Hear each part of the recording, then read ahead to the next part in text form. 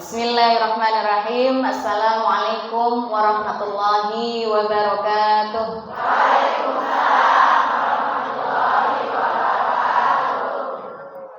Baik ibu-ibu semua, alhamdulillah, alhamdulillah di kesempatan pagi hari ini saya izin kita akan membahas terkait dengan tauhid kepada Allah.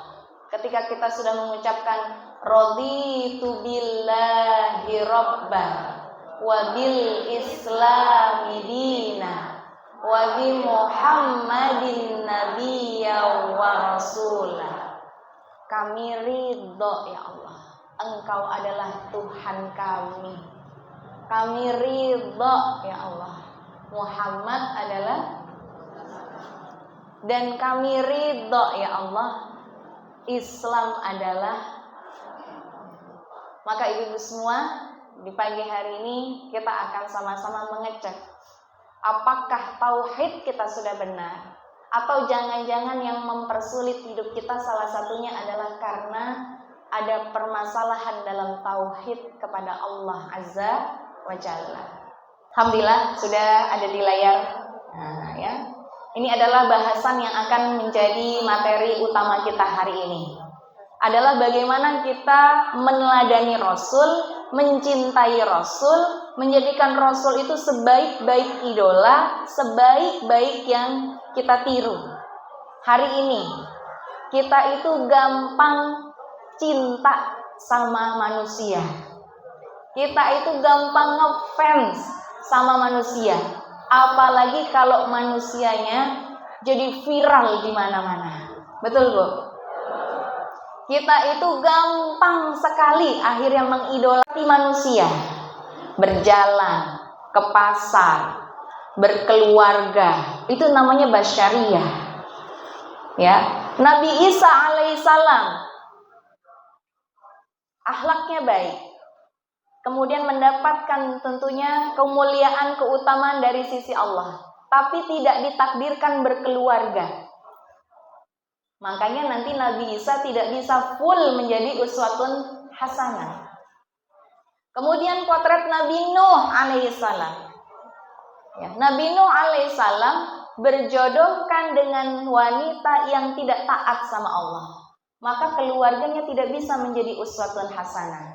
Padahal kemuliaannya Nabi Nuh itu banyak. Ya. Kemudian ibu-ibu semua, Rasul itu berjalan seperti manusia biasa. Bukan berarti pas sudah jadi nabi jalannya jadi ngambang. Enggak, ya. Seperti biasa, berjalan ke pasar, berbelanja di pasar. Bahkan ada nabi juga menghutang kepada orang Yahudi. Ada kisahnya. Ya. Karena memang ini menjadi kebutuhan manusia. Ya. Maka ibu-ibu semua, basyariyah, sisi kemanusiaan itu disentuh. Coba kalau Rasul kita bukan dari manusia, pasti akan sulit kita meneladani. Betul, Bu? Suatu hari, ya, kita ambil salah satu sisi bagaimana kerasulan itu harus diambil contohnya atau diambil uswahnya nanti dari sifat basyariyah agar mudah dipraktekkan.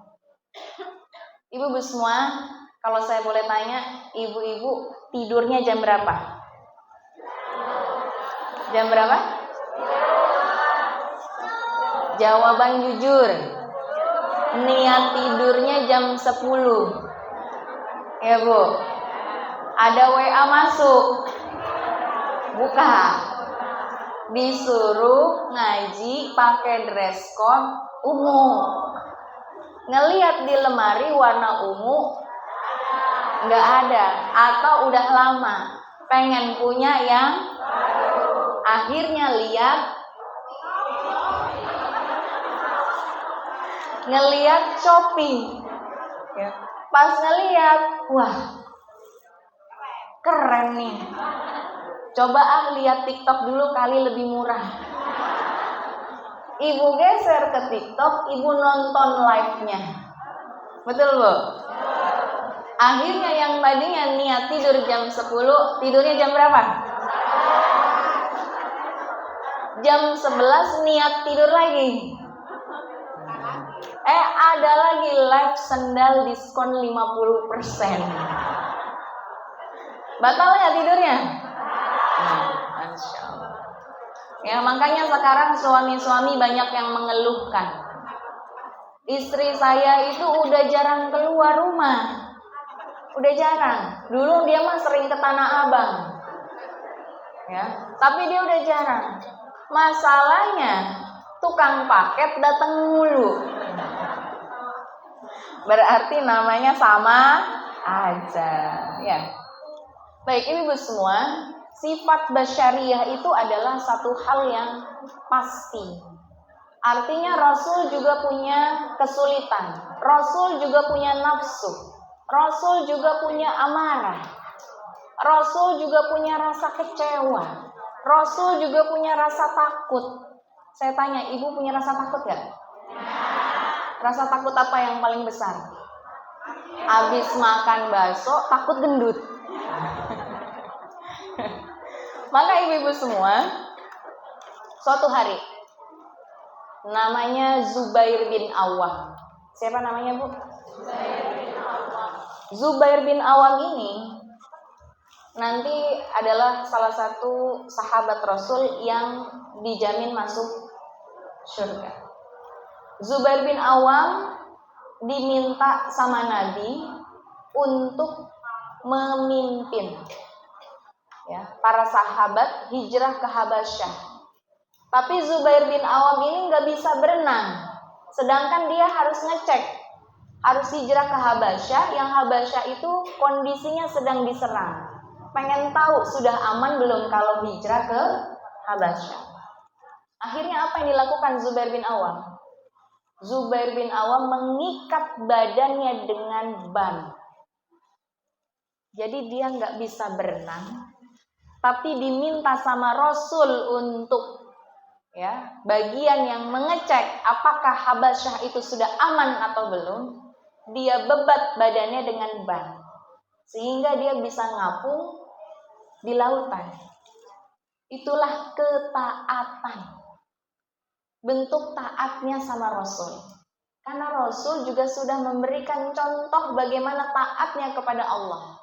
Dan sehingga mudah ditiru oleh Zubair bin Awam.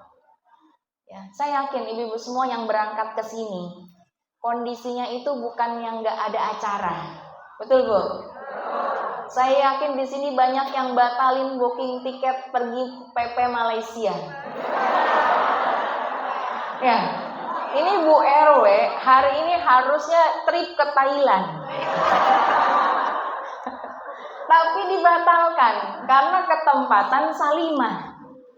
Inilah makna taat yang akhirnya mudah dipraktekkan karena Nabi mencontohkan, sahabat bisa mengikuti. Apalagi yang dilakukan Nabi? Nabi itu izin kepada Aisyah. Aisyah itu masih muda, Bu. Istri muda belia. Ini luar biasa.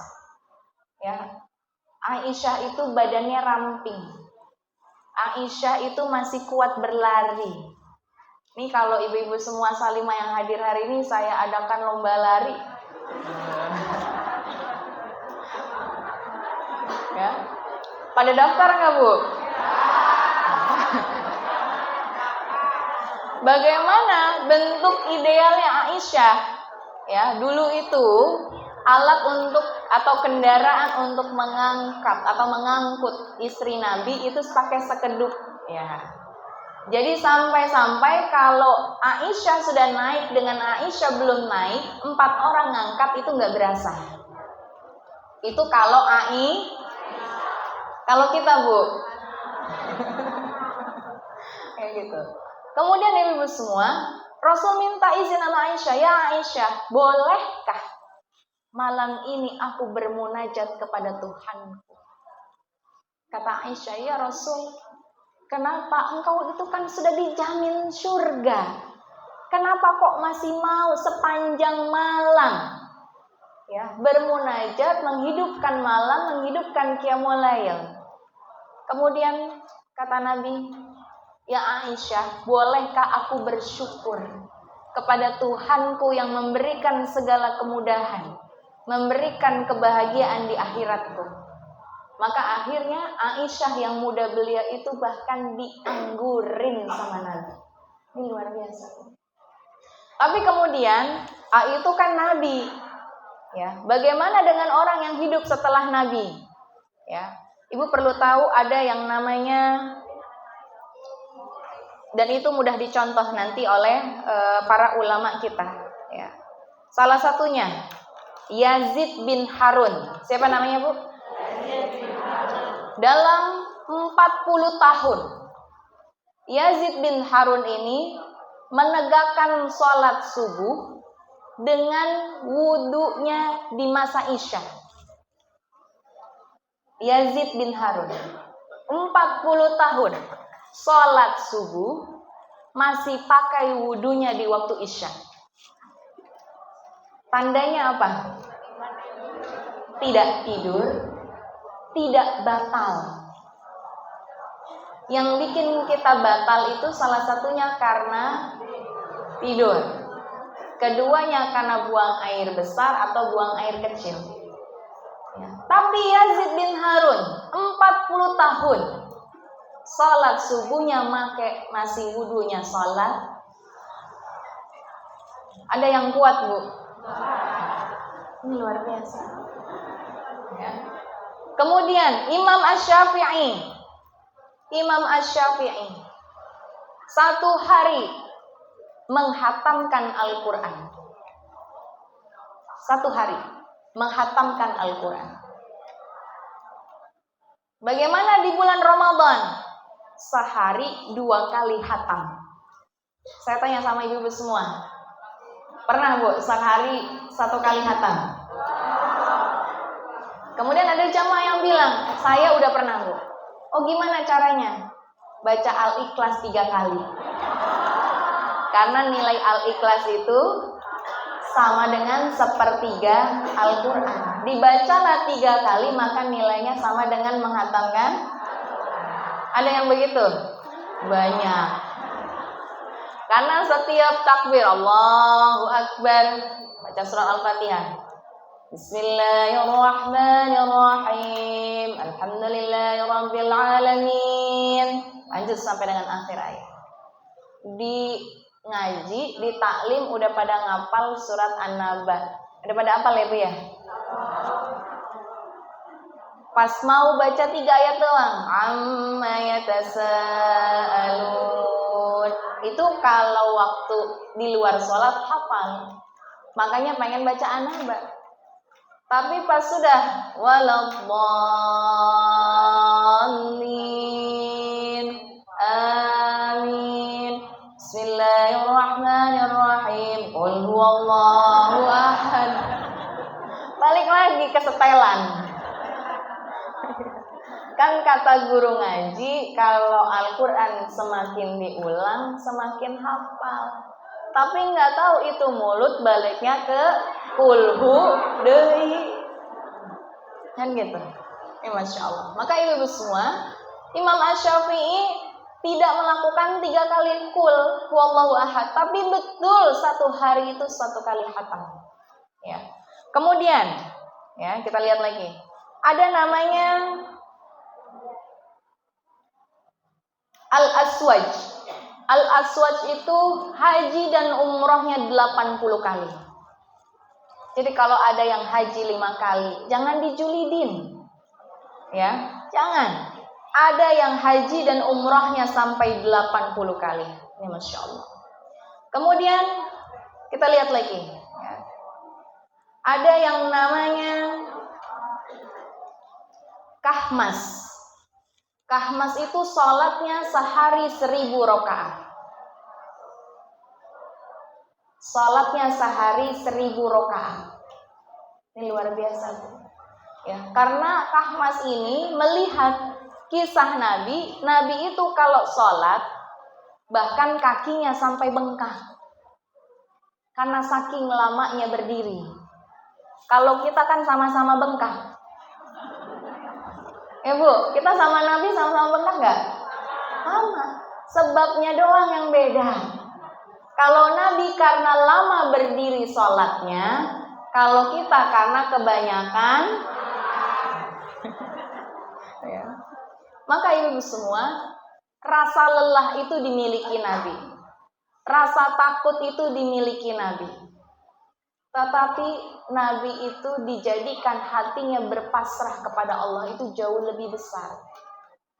Makanya ibu semua kan ada doa, Allahumma ati nafsi taqwaha wa zakkaha wa anta khairun man zakkaha wa anta waliyuha wa anta maulaha. Ada yang sudah hafal doanya? Oke, angkat tangannya, kita baca doa. Bismillahirrahmanirrahim. Allahumma ati nafsi taqwaha wa zakkaha wa anta khairun man zakkaha wa anta waliyuha wa anta maulaha. Udah apa? Tadi lancar. Allahumma ati nafsi taqwaha wa zakkaha. Diulang dari awal. Taqwaha wa zakkaha. Sekali lagi bareng-bareng. Nafsi taqwaha wa zakkaha. Sekali lagi bareng-bareng.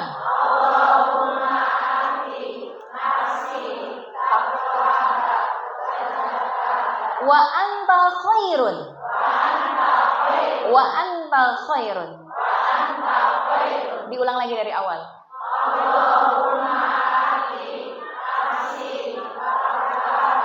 Wa zakkaha wa anta man zakkaha wa anta khairun man zakkaha.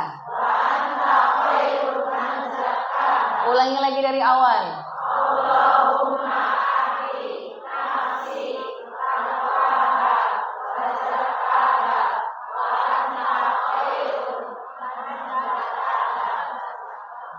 Wa anta waliyuha wa anta wa maulaha wa anta waliyuha wa anta maulaha. Diulangi dari awal.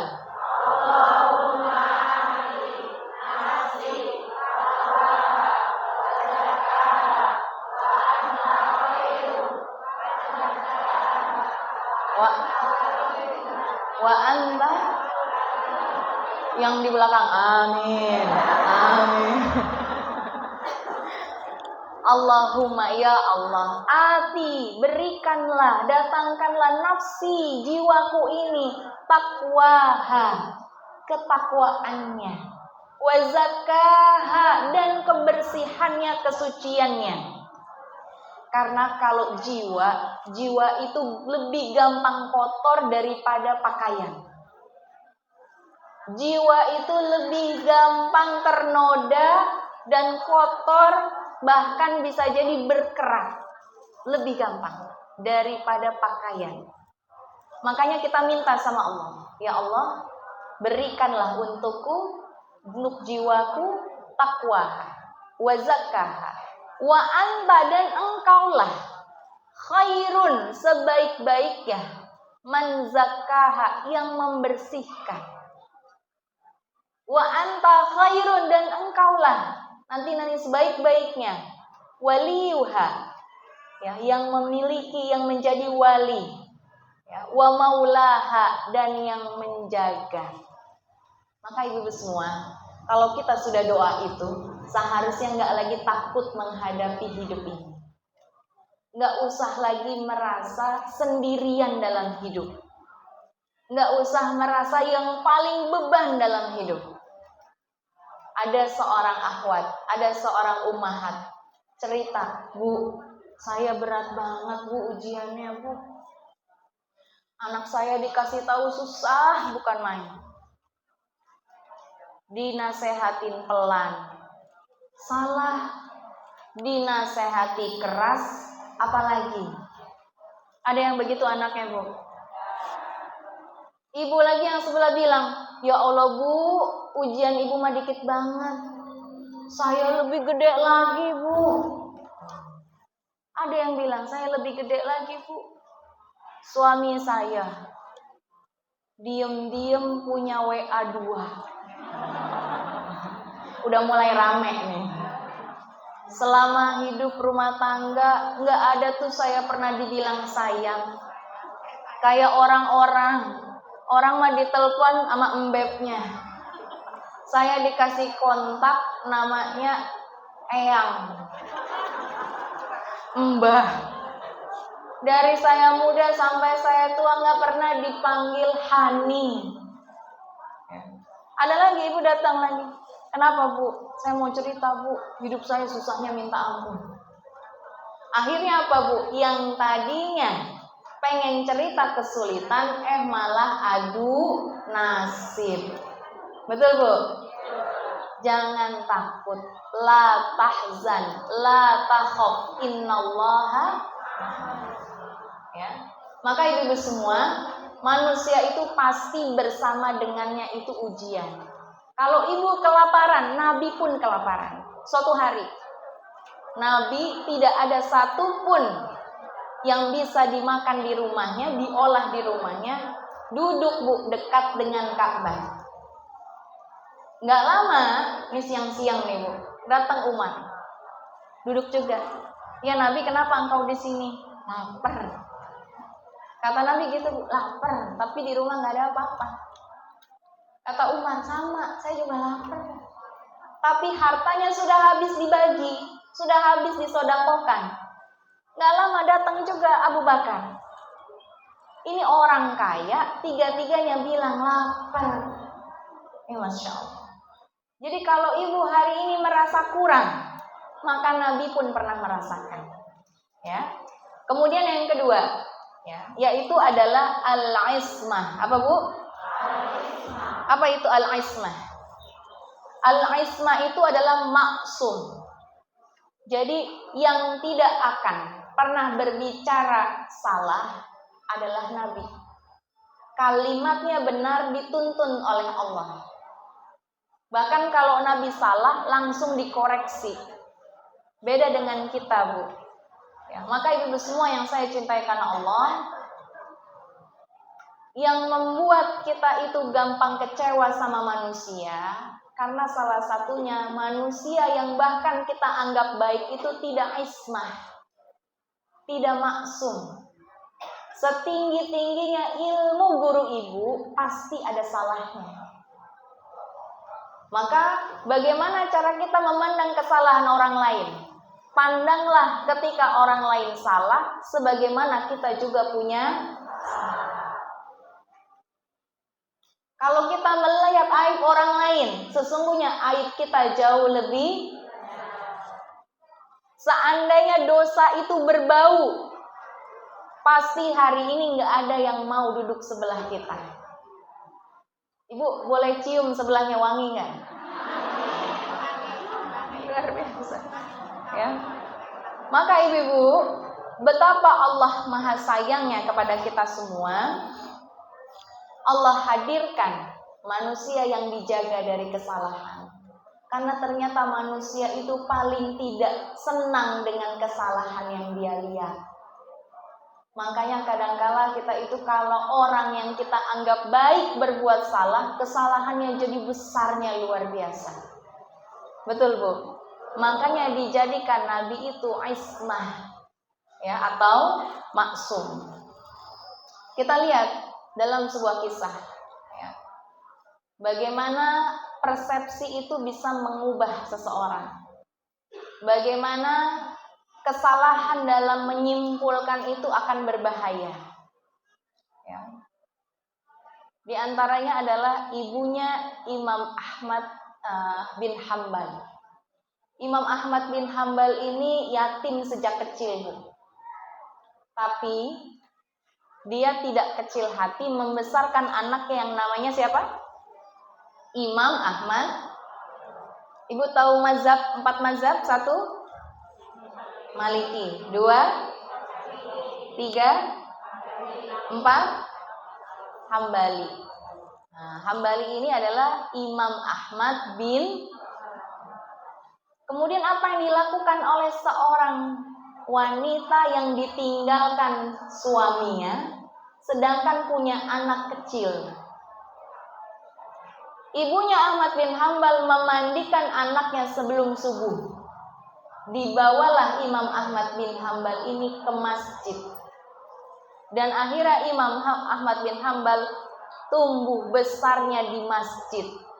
Dia tidak punya bapak biologis lagi, tapi jamaah di masjid itulah yang mendidik anaknya. Maka anak yang tumbuh di masjid akan terikat dengan masjid, akan mencintai masjid, dan dia akan menjadi imam besar di masjid.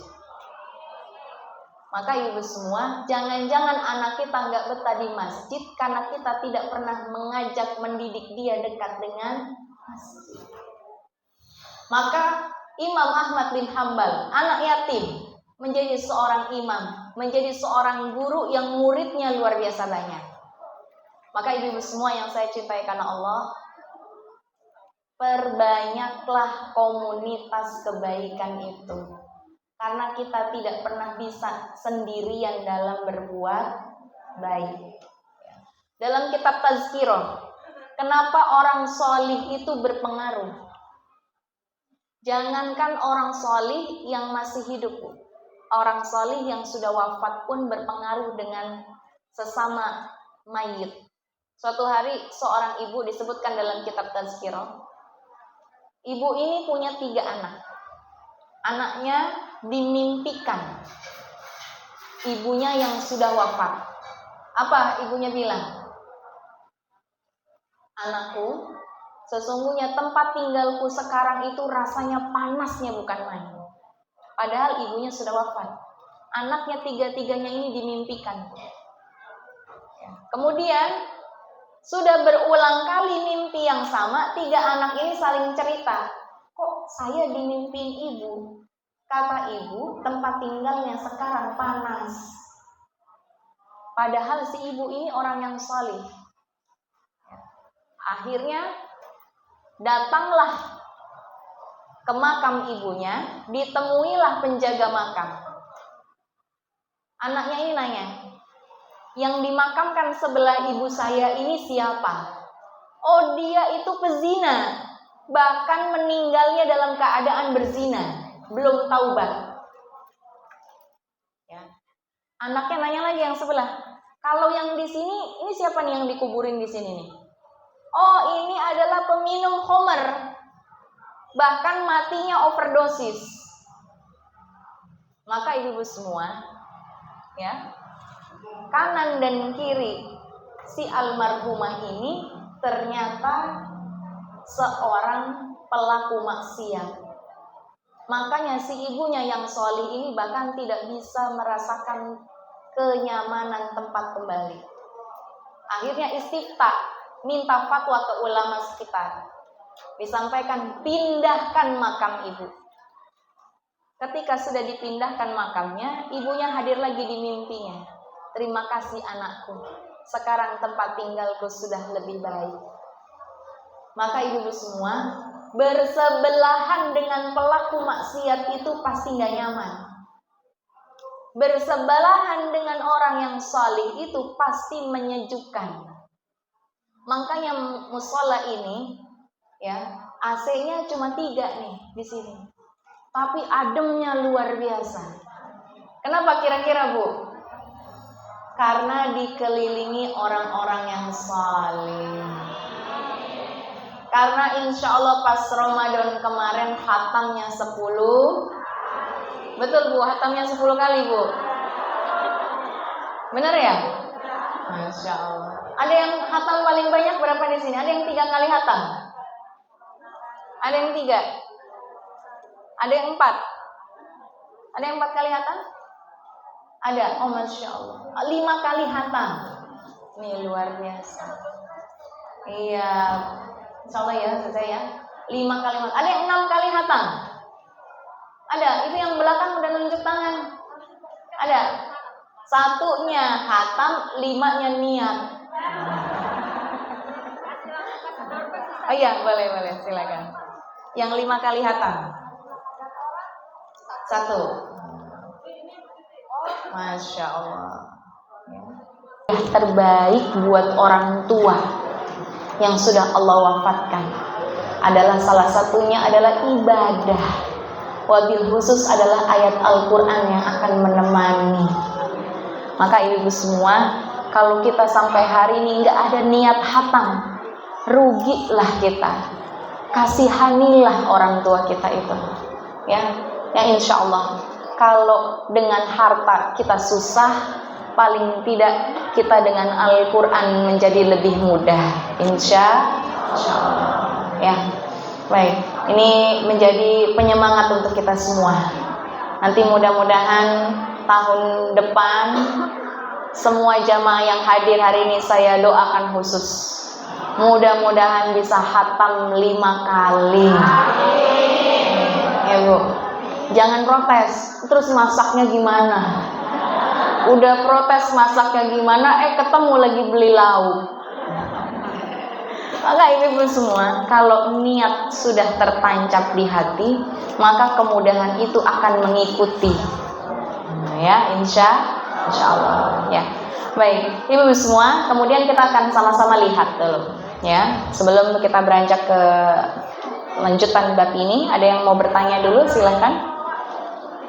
Ada? Ya, kalau nggak bertanya boleh curhat. Ya, silakan. Ada? Ada yang di sebelah kanan masjid? Ada? Insyaallah.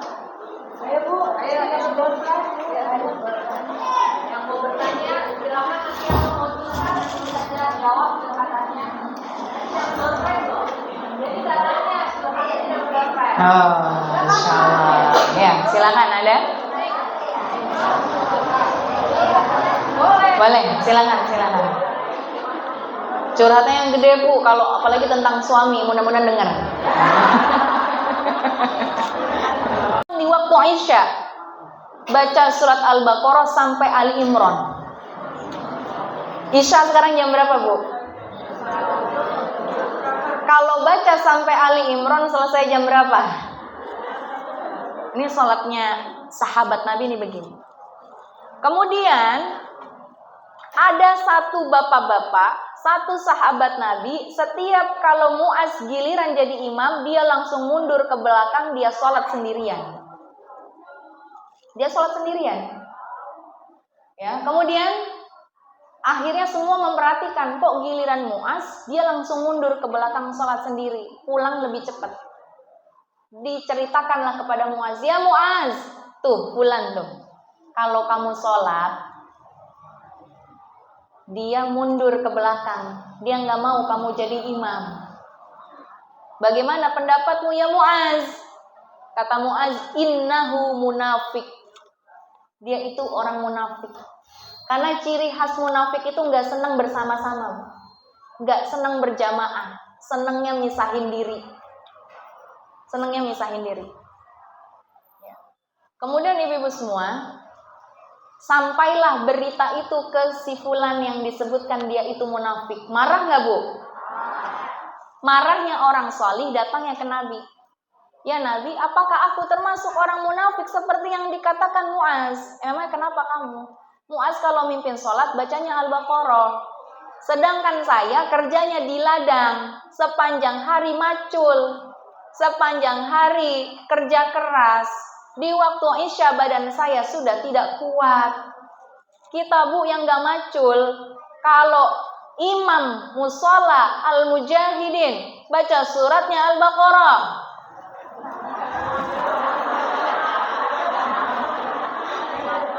gimana Bu? Kuat gak? Langsung protes ke DKM, Pak, coret nama Ustadz itu. Kan gitu. Lagi terawih, wah Ustadz ini udah datang dah.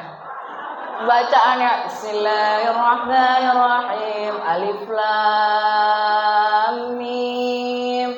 Ya lama dah. Kan gitu. Ya. Akhirnya komplainlah dia, saya nggak kuat ya Nabi. Saya ini juga bukan anak muda, nggak kuat saya lama-lama berdiri. Akhirnya dipanggillah Muaz. Ya Muaz, kata Nabi dengan tegasnya, sabar tapi tegas. Ya Muaz, kamu mau bikin fitnah apa di agama ini? To the point. Kamu mau bikin fitnah apa di agama ini?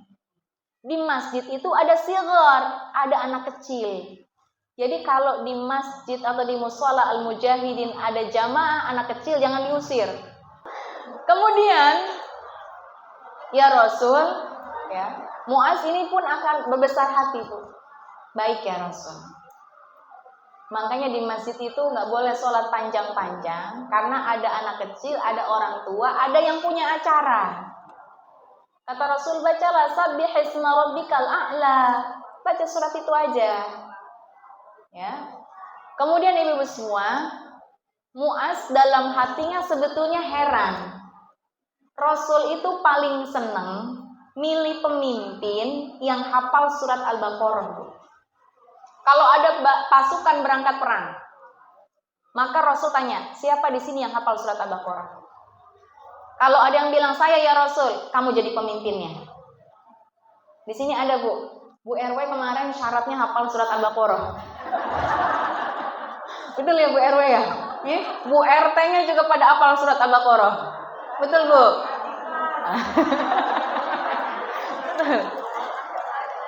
Bahkan Bu, kalau ada liang lahat cuma sedikit, sedangkan yang wafat banyak, Rasul selalu tanya, ini dari jenazah segini banyak siapa yang hafal surat Al-Baqarah? Yang ini ya Rasul. Oh ya, ini yang dimakamkan dulu. Jadi ditaruh yang paling bawah itu yang hafal surat Al-Baqarah, yang paling banyak hafalannya. Ya, kalau ditanya siapa yang siap perang, kamu udah hafal Al-Baqarah belum? Kalau belum jangan perang dulu. Ya, makanya kita nih nggak wajib perang. Satu perempuan, dua nggak hafal surat. Kemudian Muaz dalam hati juga heran. Rasul itu dalam memilih apapun pasukan, pemimpin, itu pasti yang hafal surat Al-Baqarah. Karena surat Al-Baqarah itu punya banyak kemuliaan. Salah satunya, surat yang disebut dengan Zahrawain. Dua surat yang punya cahaya. Namanya surat Al-Baqarah dan surat Ali Imran. Yang mau menterapi rumahnya, mau meruqyah rumahnya, mau membersihkan rumahnya. Dikatakan rumahnya ada jampe-jampe, dikatakan di rumahnya ada kiriman yang sifatnya sihir, bacakan dua surat ini, Al-Baqarah dan Ali Imran. Dan diantaranya kemuliaan surat Al-Baqarah adalah karena ada ayat kursi. Maka ibu, kalau saya tanya ibu apa enggak surat Al-Baqarah? Apa? Kursi. Kemudian dari kisah tersebut, Muaz itu sebetulnya dalam hati ini masih banyak pertanyaan. Tapi kalau sudah yang bicara Rasul, diam, taati, itu namanya sabar. Makanya dalam ketaatan itu butuh sabar. Walaupun kadangkala kita nggak ngerti kenapa kita disuruh, bukannya harusnya sabar. Nah, itu salah satu contoh. Satu dari Rasul, satu lagi dari sahabat. Masya Allah. Cukup? Nah, ada lagi? Kita sampai informasinya, kesabaran peserta akan diuji sampai asar. Betul ya Bu? Betul hasanah. Makanya Ibu, qudwatun hasanah, teladan yang baik, contoh yang paling baik. Kalau mau ngikutin siapa Bu? Rasul. Jangan sampai akhirnya sekedar mohon maaf, ikut-ikutan saja. Yang lagi viral siapa diidolakan. Ya, sampai bilang bukan bapak aing, suami aing. Ini Masya Allah. Jangan, ya, jangan hanya sekedar ikut-ikutan. Boleh menjadikan teladan kalau sekedar contoh, profil boleh. Tapi kalau uswatun hasanah, qudwatun hasanah, jangan manusia yang tidak punya sifat ismah. Pasti ada salahnya. Ya Bu. Jadi kalau ngefans sama manusia itu biasa-biasa aja. Ya Bu. Yang dulu kan juga ada, ganteng, pakai kacamata, pinter. Bener gak Bu? Ternyata itu namanya manusia. Kan gitu. Ya. Ya, benar atau tidaknya itu menjadi urusannya Allah. Kita sibuknya dengan aib kita saja. Jangan sibuk dengan aib manusia. Jangan ributin Mbak Im sama Paula siapa yang benar. Nggak penting. Nggak usah tanya-tanya kenapa Luna dapatnya Maxim. Nggak usah. Ya Bu. Ada yang umurnya 50. Ada yang sendirian usianya 50. Abis ini berharap dapat Maxim. Aneh. Ya, makanya Rasul itu menjadi qudwah dalam jihad. Menahan marah juga jihad. Rasul juga sebel sama yang namanya Wahsy, tapi maafkan. Tapi kalau boleh jaga jarak, ya nggak apa-apa. Jaga jarak dulu. Kadangkala setelah kita lama tidak bertemu baru kangen. Baru bisa ngelupain maka setiap salah itu pasti ada lupanya nanti. Kalau hari ini masih tersakiti, katanya bakal disembuhkan oleh waktu. Betul nggak Bu? Kemudian berikutnya adalah at-tasabbut, ya, atau as-sabat 'alal haq, ya. Kuat pendiriannya dalam kebenaran. Kenapa? Karena dosa, maksiat itu efeknya dua. Satu, memburamkan pandangan. Dua, menggelapkan hati. Efek dosa, efek maksiat, efek buruk sangka, efek ghibah itu dua. Satu, buram pandangannya. Ibu ngeliat ke sini buram nggak? Hati-hati banyak dosa. Jadi bingung antara yang benar sama yang salah yang mana. Makanya ada doa Allahumma arinal haqqa haqqa warzuqna tiba'an.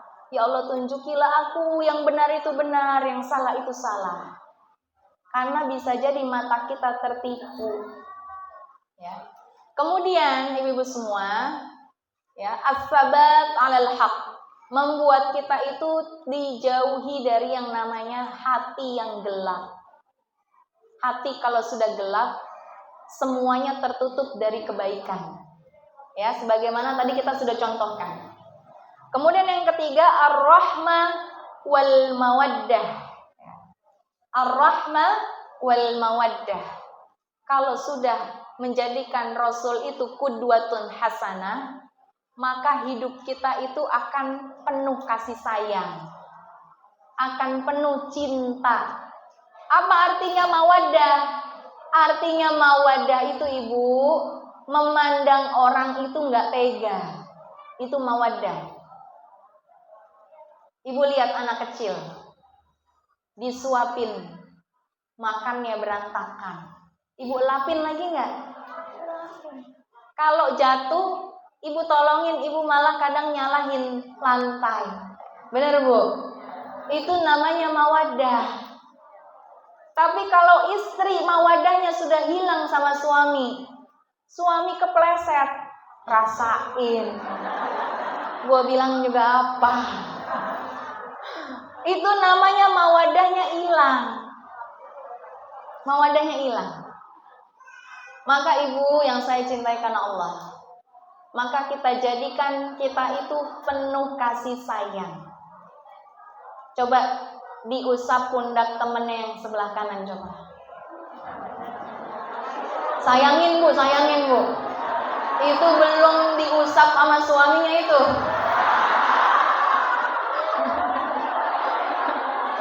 Nah, sekarang diusap dulu yang kiri, coba diusap. Bilang Bu, sayang.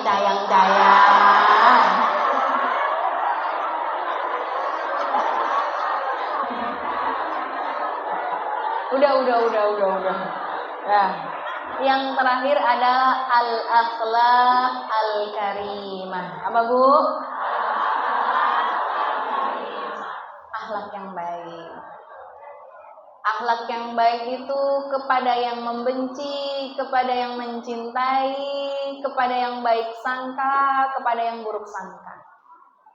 Tapi yang terbaik adalah akhlakul karimah. Dimulai dari apa? Intisyarus salam, menyebarkan salam. Akhlak yang baik itu dimulai dengan menyebarkan salam.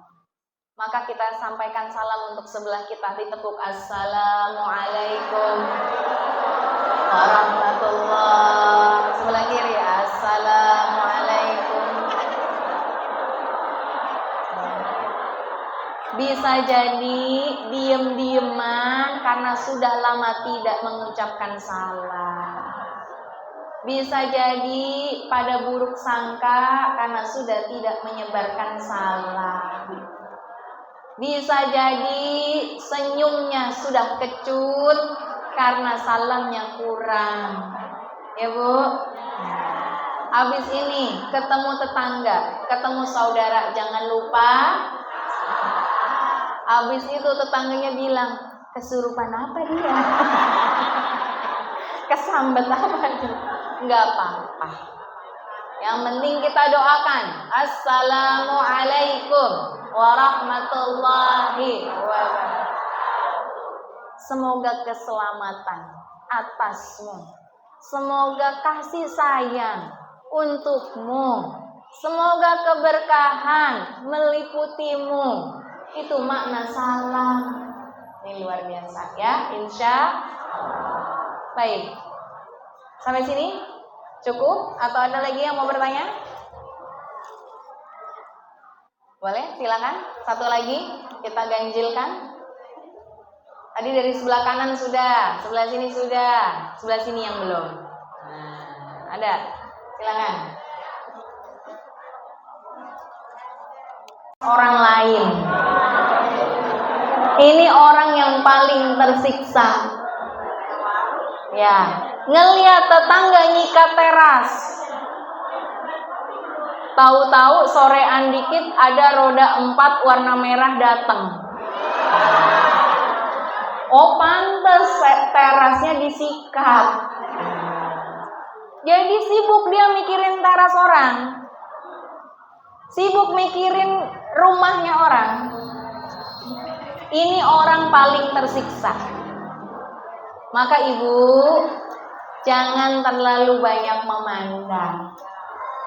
Apa contohnya? Memandang HP. Ibu lihat Aurel dagunya lancip. Ya, akhirnya ngelihat dagunya semblep. Lah, kebanyakan memandang. Ibu ngelihat siapa lagi Bu? Jeffrey Nicole. Siapa Bu Jeffrey Nicole? Ada yang kenal? Tahu dah. Giliran ibu pandang suami ibu, narik napas. Kebanyakan memandang tuh bahaya. Khususnya anak-anak muda nih. Ada anak-anak muda Bu. Coba ngacung yang anak muda coba. Coba ngacung yang Gen Z, mana Gen Z ngacung. Ini mah Gen Z, semua Gen Z. Ibu, kebanyakan memandang.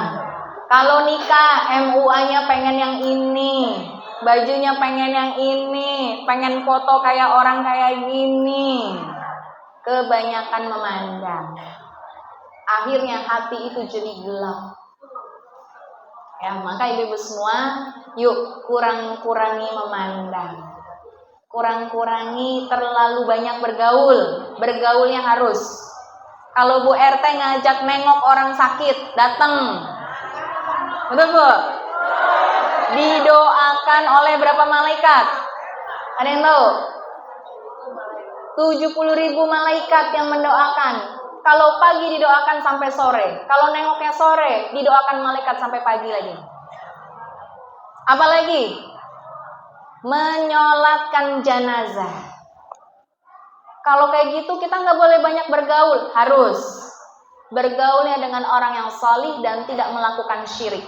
Karena siapapun yang meninggal dan disolatkan oleh 40 orang yang salih yang tidak melakukan syirik, jenazah mendapatkan pertolongan Allah. Ibu-ibu kalau takziah, ambil wudhu dari rumah, bikin barisan, salati tetangga kita, ya, menutup aurat. Salat nggak butuh banyak tempat, karena salat jenazah cuma takbir berapa kali? 4. Takbir pertama baca Al-Fatihah, takbir kedua baca, takbir ketiga baca doa. Ya, apa doanya? Allahumma firlahu kalau laki-laki, warhamhu wa'afihi wa'fu anhu. Yang keempat, takbir keempat baca apa? Sama nanti dengan doa lagi. Maka itulah yang harus kita perbanyak interaksinya.